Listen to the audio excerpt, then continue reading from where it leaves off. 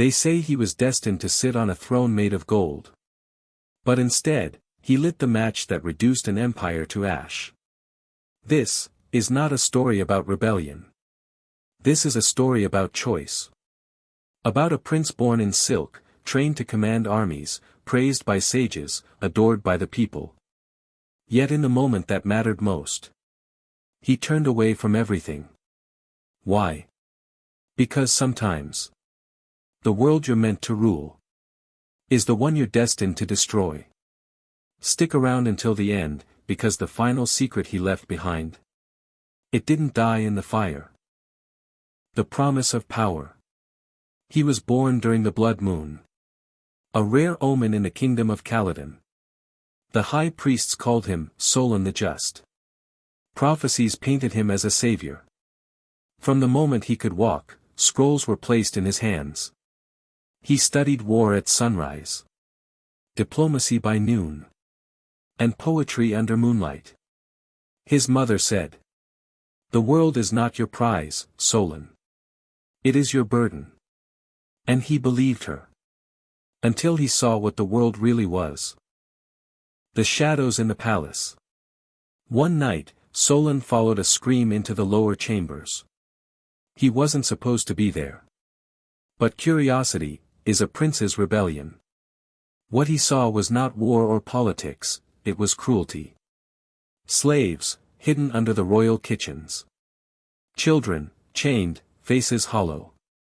And his own uncle, giving the orders. That night, the crown didn't shine the same. "If this is rule," Solon whispered, "then what is mercy?" His eyes opened, but he couldn't speak. Not yet. Because even truth needs timing. The mask of a prince. So he played the game. He bowed. He smiled. He gave speeches that made nobles cheer. But behind the curtains, he met rebels. He read forbidden texts. He walked the streets as a shadow, learning the language of the poor. And in his silence, a storm grew. His father, the king, watched him carefully. "You were born to inherit all this," he said. "Do not confuse kindness with weakness." Solon nodded.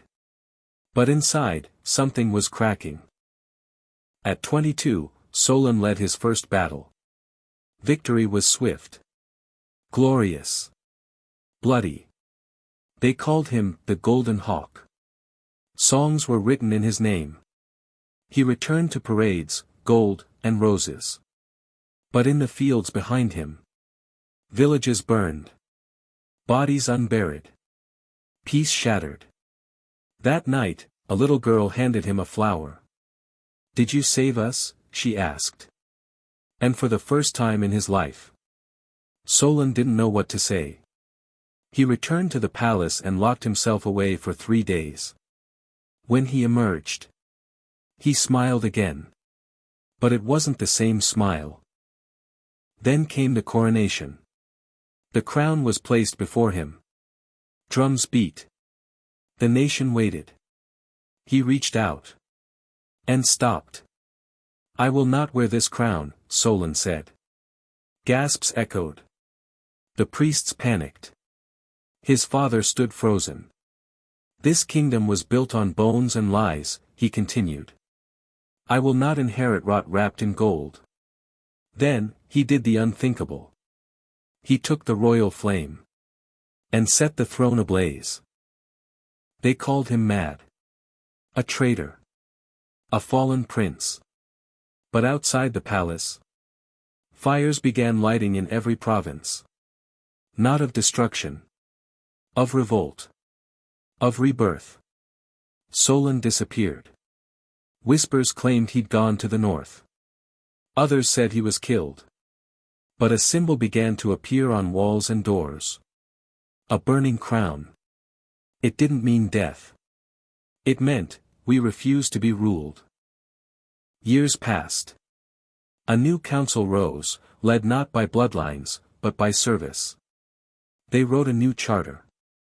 At the bottom of its first page, only one line was signed. "We burn what no longer serves. We rise from what could not hold us. It was unsigned.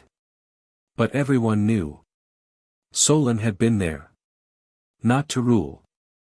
But to remind us. Power without purpose is just a prettier prison. But here's the question no one asks.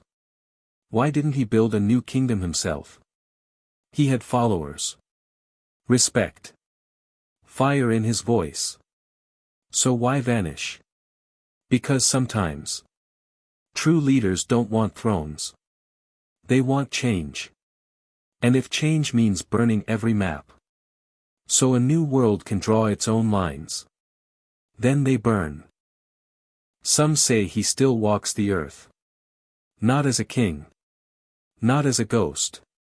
But as a whisper carried by fire.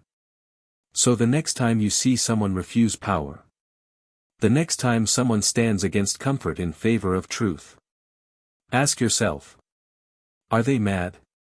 Or are they just like Solon? Someone born to rule, but brave enough to burn it all.